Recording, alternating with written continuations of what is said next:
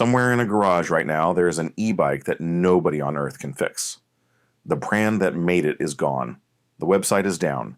The customer service number connects to absolutely nothing. The replacement battery the owner desperately needs, discontinued, unavailable, vanished right along with the company that promised to support it for years. And here is the part that should make every e-bike buyer sit up straight. This is not a rare edge case. This is happening right now across the entire industry to real riders who spent real money and got left completely stranded. Unless you know exactly which brands already failed and why, you could be next. Why e-bike brands are disappearing faster than you think. All right, before we get into the specific brands, let us take a few minutes to understand why this is happening at all. Because once you understand the mechanics of it, the individual brand stories make a lot more sense and the warning signs become a lot easier to spot in the future. The e-bike boom of the early 2020s was genuinely extraordinary. Sales in the United States roughly doubled between 2019 and 2021. The pandemic sent people outdoors, away from crowded buses and trains, and onto bikes in numbers that nobody in the industry had predicted or planned for. Venture capital absolutely flooded into the space almost overnight.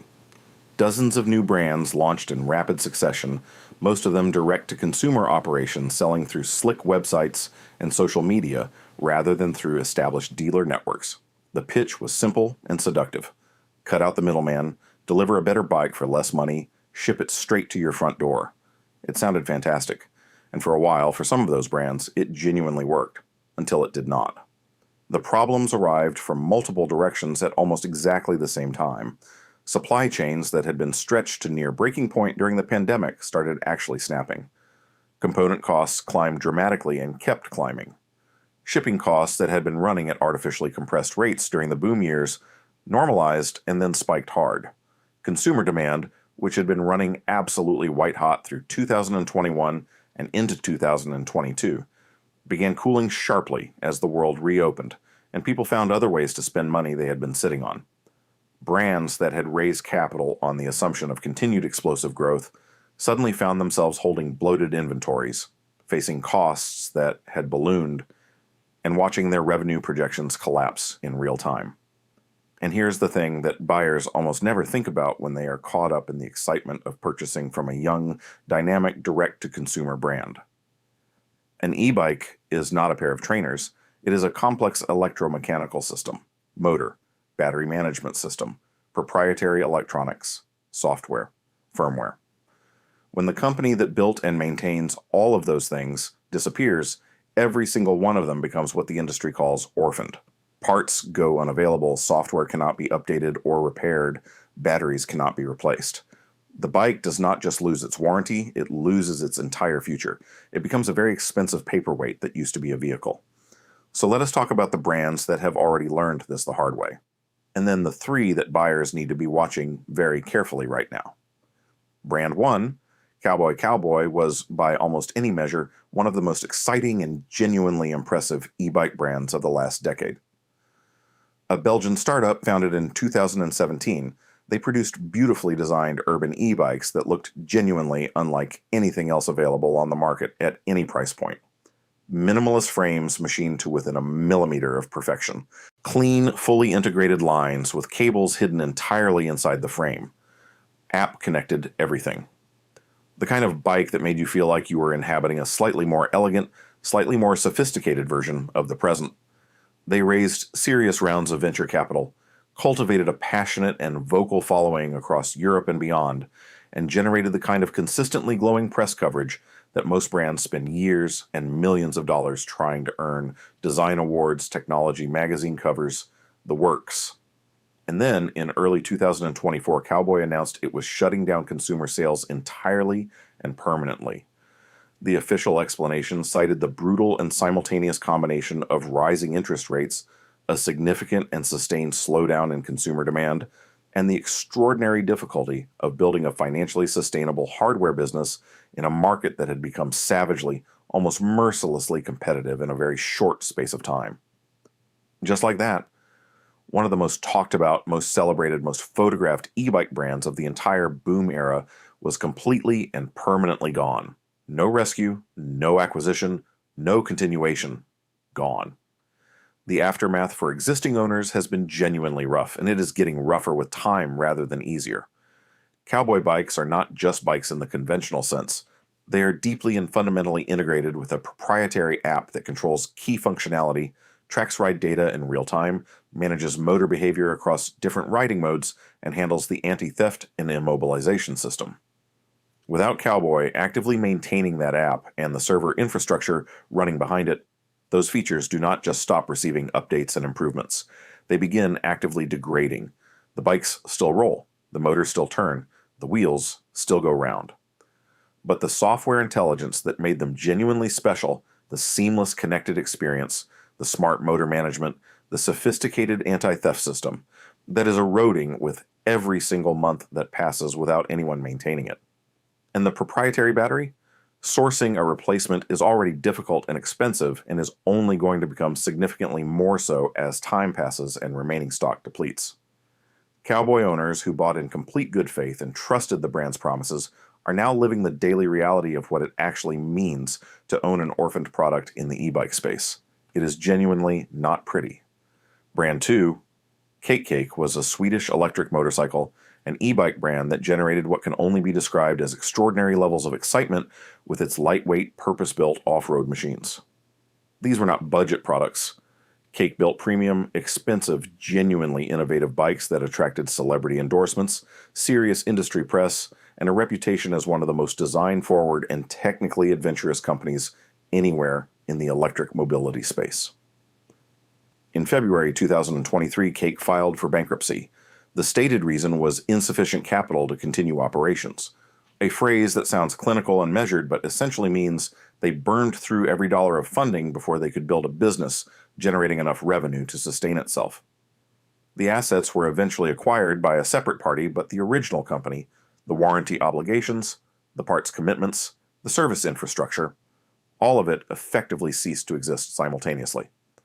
Cake owners were left holding premium machines with zero meaningful manufacturer support behind them. Parts for Cake's proprietary drivetrain and motor components are genuinely difficult to source today and will only become harder.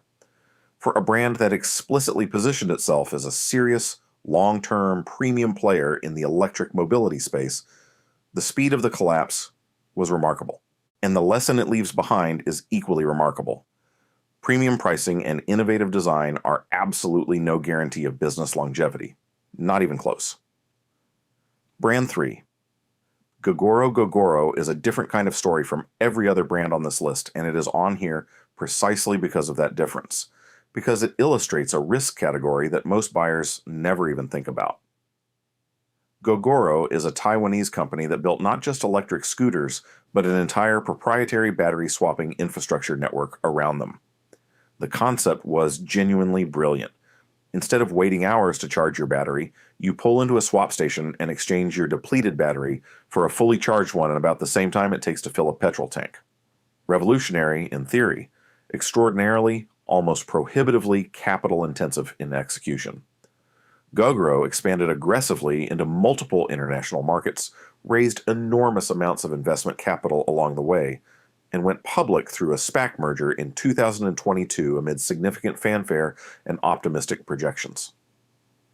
By 2023, the share price had collapsed by more than 90% from its peak. The company has been fighting for its financial life through a combination of painful restructuring, market withdrawals, and cost-cutting measures that would have been unimaginable during the boom years.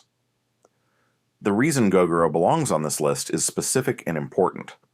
The risk to Gogoro owners is not just that a brand might go away, it is that the physical network of battery swap stations that makes every Gogoro vehicle functional could become financially unsustainable to operate.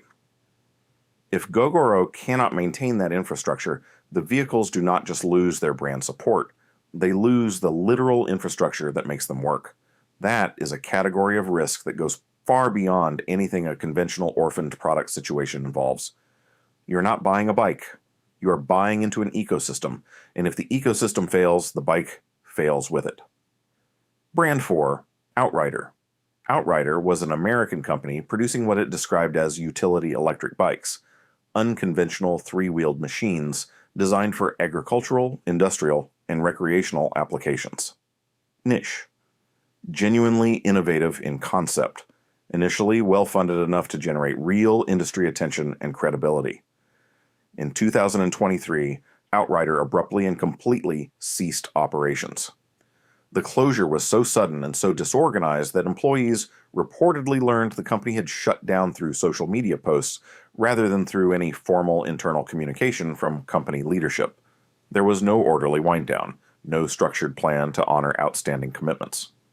Customers who had paid deposits for bikes that were never delivered did not receive refunds.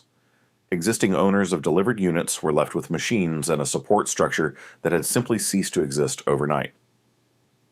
Outrider is, in many ways, the starkest and cleanest cautionary tale on this list. Not because it was the largest brand or the most visible collapse, but because the manner of the collapse, sudden, chaotic, uncommunicated, with no provision made for the customers left behind, is a pattern that repeats across the e-bike industry with depressing regularity. Companies run out of runway, founders and investors make decisions in crisis. Customers are the last people told and the last people protected, every single time. Brand 5, Electric Motion. Electric Motion was a French company producing electric trials motorcycles.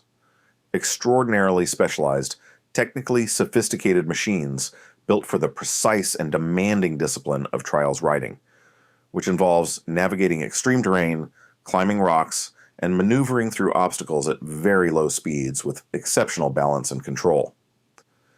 Niche does not begin to cover it. This was a product for a deeply dedicated, highly knowledgeable, genuinely passionate community. Electric Motion entered administration in 2022, and the consequences for owners were particularly severe, precisely because of how specialized the product was. The trials riding community is small. The market for electric trials bikes, passionate as it is extremely limited in commercial volume. Crucially, electric trials bikes require highly specialist service, highly specialist parts, and a level of technical knowledge that essentially does not exist outside the narrow community of people who build and maintain these machines professionally. When Electric Motion went under, its customers were left with bikes that are extraordinarily difficult and expensive to keep running. Not because the bikes themselves are unreliable, necessarily, but because the support infrastructure, the parts pipeline, and the technical expertise all disappeared simultaneously with the company. Nobody else makes equivalent components. Nobody else has equivalent expertise. The lesson here is precise and important. The more specialized and proprietary a brand's technology, the more catastrophic the consequences of that brand's disappearance for the people who trusted it with their money and their riding. Brand 6, Bolt Bikes, was a New York-based direct-to-consumer e-bike brand that arrived with significant investor backing, ambitious language about disrupting the urban mobility market, attractive price points, and the kind of aggressive social media presence that characterized so many brands during the boom years. Slick, confident, exciting to look at on a screen.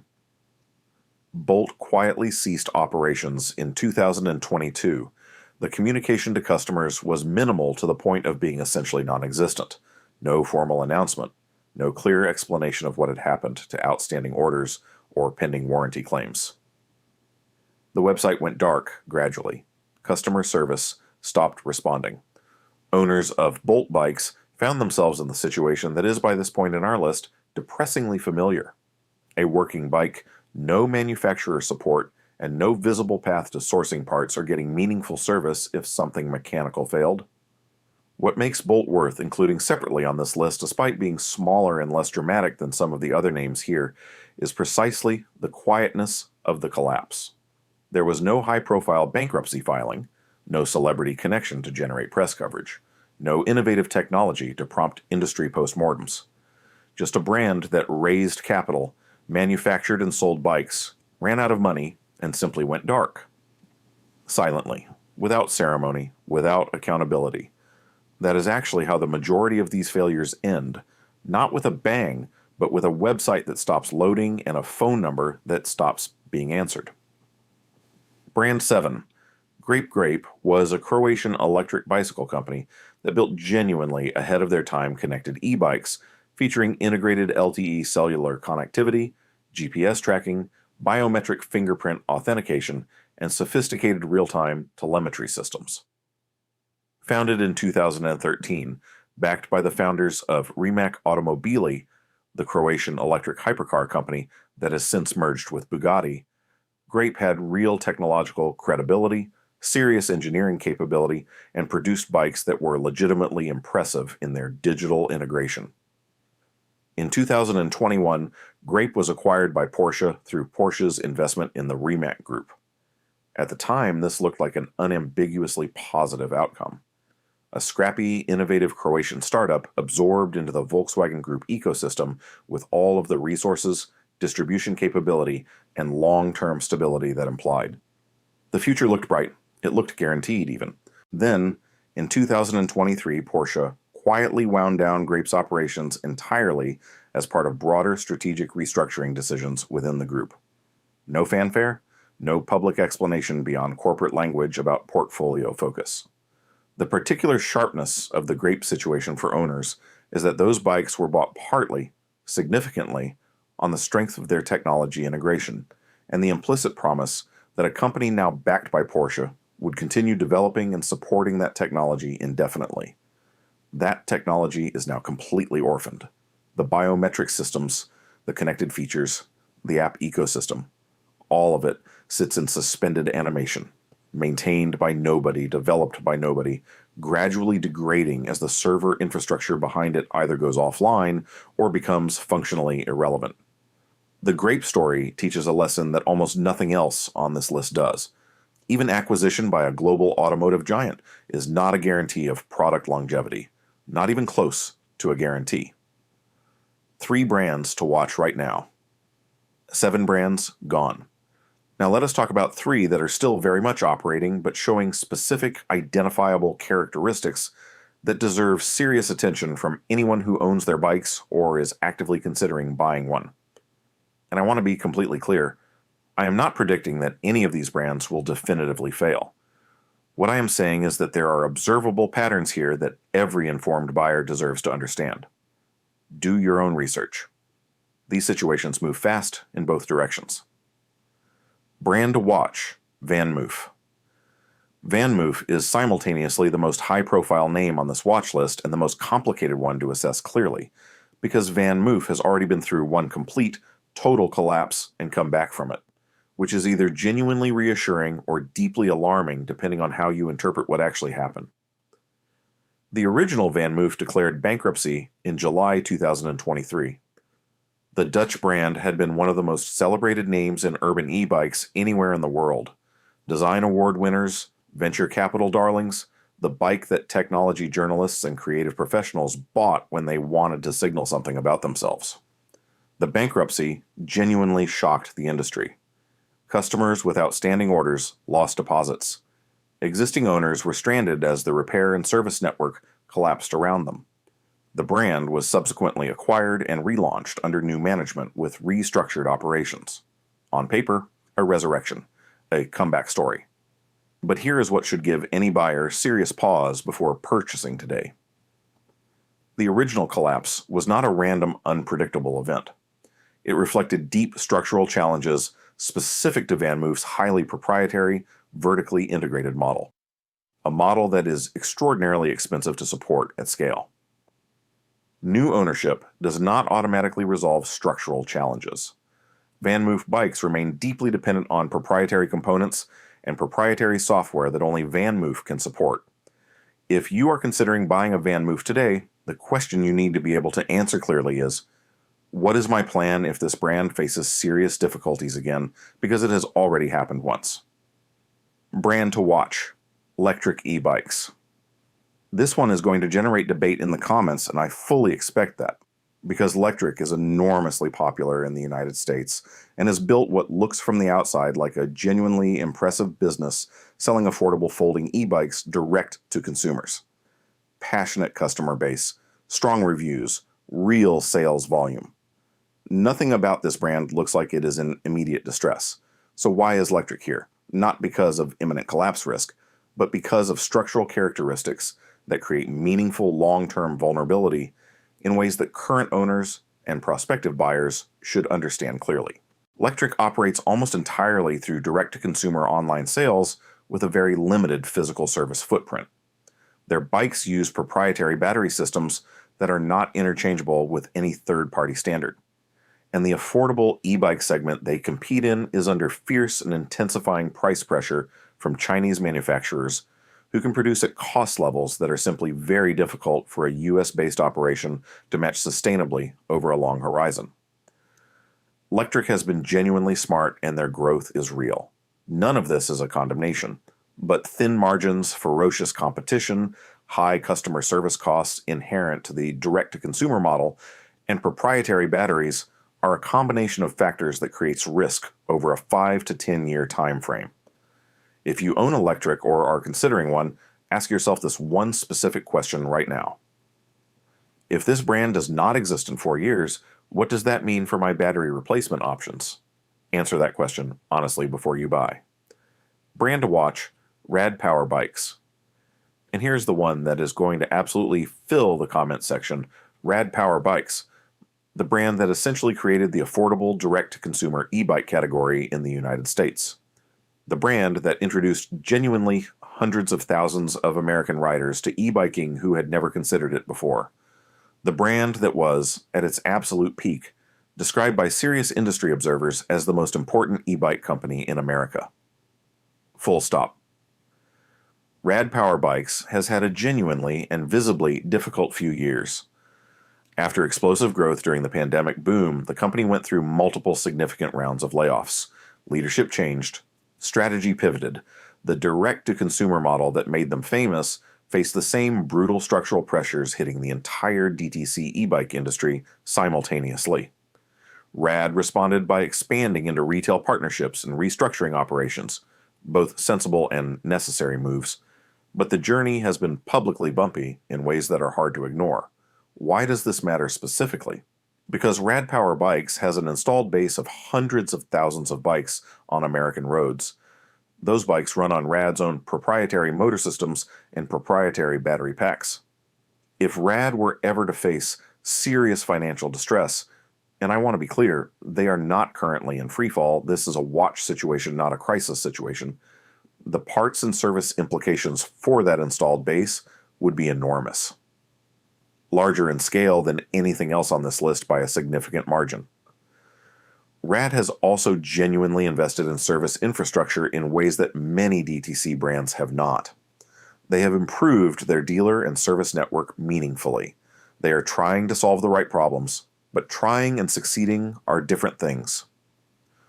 Watch this one carefully, especially if you are buying a Rad today expecting to ride it and maintain it comfortably for the next decade.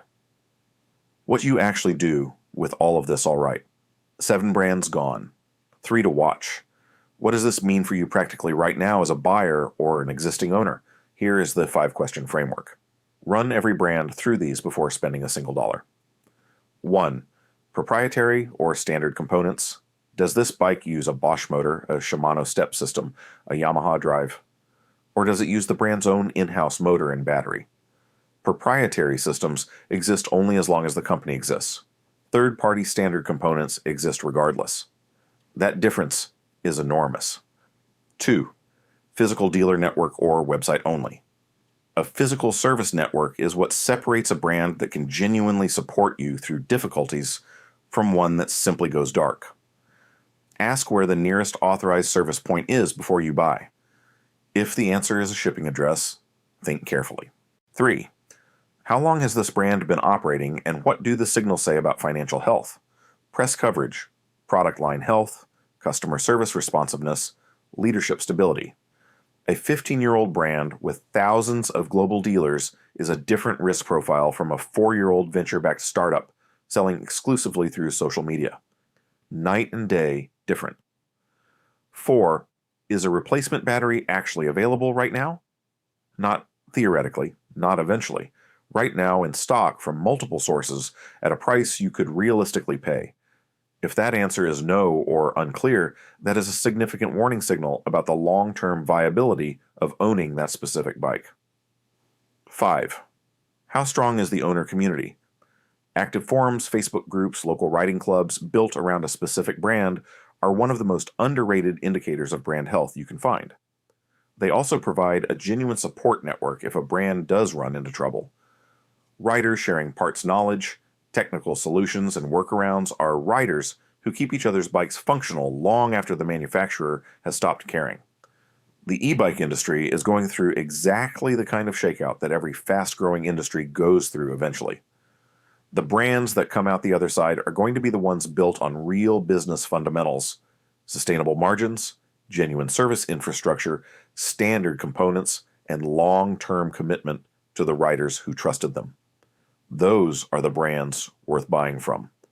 Ask every hard question before you hand over your money, and make absolutely certain you know what happens to your bike if the company that built it is not around to answer the phone in 5 years. If this video made you think differently about how you evaluate e-bike brands, hit that like button right now and drop a comment. Have you ever owned a bike from a brand that disappeared on you? We genuinely want to hear those stories. Subscribe if you are not already, because there is a whole lot more content like this coming your way. See you in the next one.